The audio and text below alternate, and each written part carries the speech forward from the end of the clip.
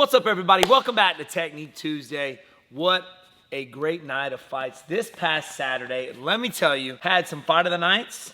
We had main event TKO, which I saw coming. I saw that coming. And a couple of upsets, too. Yeah. Reyes getting beat by Blachowicz. Yep. And Blachowicz is the new 205 champion. I saw where John Jones was like, hey, mind if I come back and retain I the saw title? that, too. Blachowicz, who had just called him out, who has been calling him out, his response was, go be boring somewhere else. So it kind of confused me. It's like, I want to fight you, but then I'm like, nah, you know what? Go be boring someone else. Interesting. Yeah. But then you got Brandon Royval and Kai Kara France with like the most sick. insane exchange ever in the first few minutes of their fight, just Knockdown, back and forth.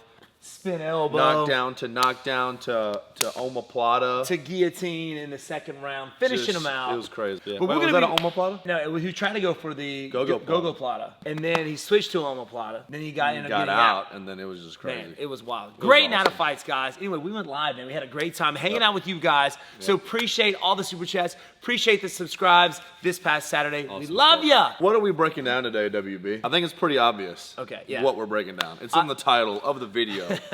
How did Adesanya make it look so easy? What up, everybody? Everybody. What's up, everybody?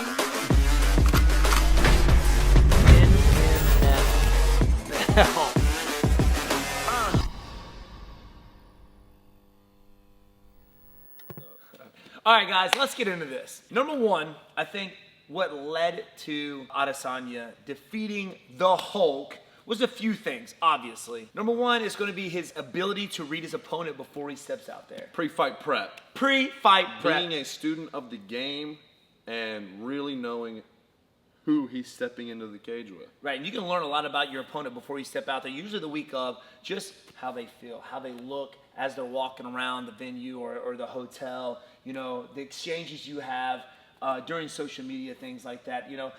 Adesanya was talking about how he, put his hand on his, pat him on his back, but at the same time, seeing how dense he was, right? So he knew that maybe Costa wasn't feeling right. Like, he knew he was super nervous. And that gives a guy like Adesanya confidence before going out there. I mean, the guy's got over 100 fights, right? 100 wins. So he's got a lot of experience when it comes to reading his opponent out. And I feel that way as well. I learned a lot about somebody, even during weigh-ins, when you go up there and you kind of face off against them, where their vibe is, how they feel, their energy, right? So I think Adesanya pretty much ninja'd him before he even stepped out there. Yeah, he did. He hit him with that ninja. So number one, the brain ninja. Number two, as soon as the round started, he had a super long guard. He knew that Costa was going to be really aggressive. He's known as being an aggressive opponent. And having a long guard and standing your ground keeps a guy like Costa at bay. Everybody knows Costa's game plan, push forward, throw big heavy hands. Yes. And because Israel didn't allow it, that led to Costa doing all them antics in the cage, trying to bait Adesanya into fighting him, into standing there and brawling with him. But he's too smart. He is. Adesanya knows the deal. His camp knows the deal. They're like, nah, son, this is our game. And like a video we've done in the past, you said if you can control the distance, if you can manage that space, which Adesanya did perfectly, you're probably going to win the fight. Probably going to win the fight. Good chance. Which brings me to my next point, number three. The leg kicks. The leg kicks. So this is what I'm feeling. I think Adesanya said it. He knew that Costa was probably going to save his energy till the third, fourth, and fifth round.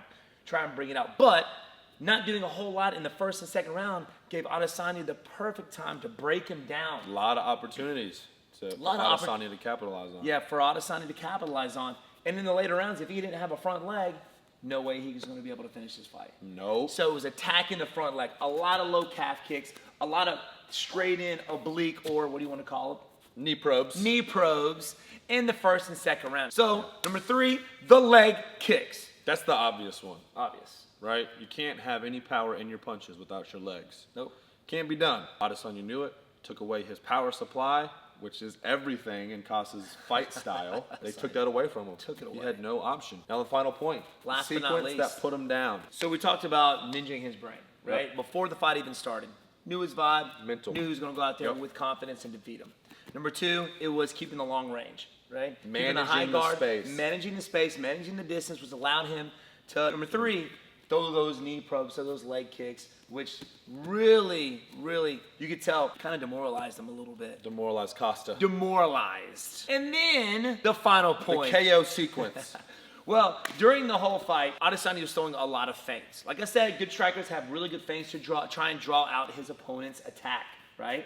So that's what Adesanya did. He threw a lot of feints, drew out Costa's jab, and then he countered the jab. There was a few times that happened in the second round, and I think that was Adesanya's whole game plan, was to see how he reacts to those feints, right? He knew once he feinted him, Costa was going to throw the jab. And later on in the fight, he knew he was going to be able to counter that, right? Yeah. He knew he saw Costa slowing down.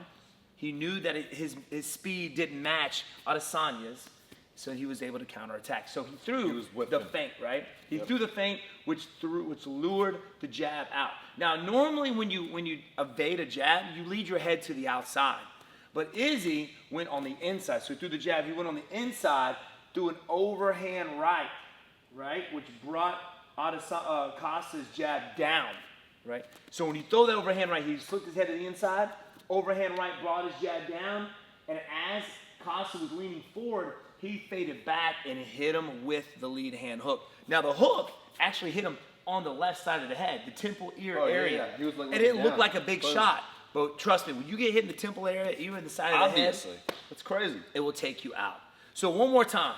He threw the feint, boom, lead the jab, let him try to lure the jab out, feint, lure the jab out, slipped his head on the inside, overhand right, drops his guard down.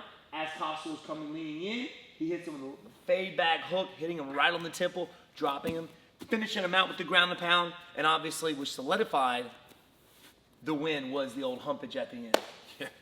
Even though it looked easy, there was a lot of things going on in that fight that most people wouldn't see. So we were here to give you guys that.